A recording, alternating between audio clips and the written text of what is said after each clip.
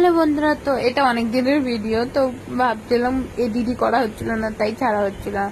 তো কিছুদিন আগে আমরা গেছিলাম শপিং মলে শপিং করতে। এদিকে আমার ননদ ঢুকে বুঝতেই পারছে না ও ফার্স্টে কোথায় যাবে। তো যাই হোক, শপিং টপিং করা কমপ্লিট হয়ে যাওয়ার পর এইদিকে দুজনা চাপবে, তার সাথে ঠাম্মাকেও চাপিয়ে দিয়েছি ট্রেনের মধ্যে।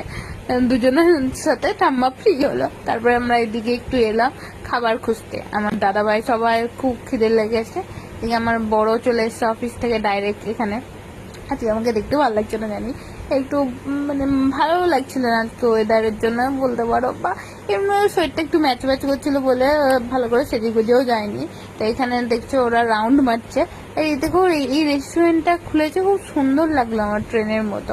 তো চলো একদিন আসাই যাবে। তারপর ওরা ডিসাইড করতে পারছে না ওরা কি খাবে, এখানে এসে কনফিউজ হয়ে গেছে এত কিছু।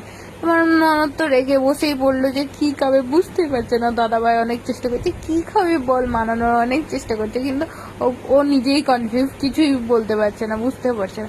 তারপর যাই হোক দুজনের মধ্যে একটু ঝগড়া হয়ে গেল। তারপর আমার হাজব্যান্ড বললো যাক, দুজনের মধ্যে ঝগড়া হয়েছে, দুজনকে ঠান্ডা করতে হবে। তাই ঠান্ডার দোকানে নিয়ে এলো ঠান্ডা খাওয়াতে, লস্যি। ফাইনালি এই জায়গাটা আমার সত্যি খুব ভালোই লাগলো।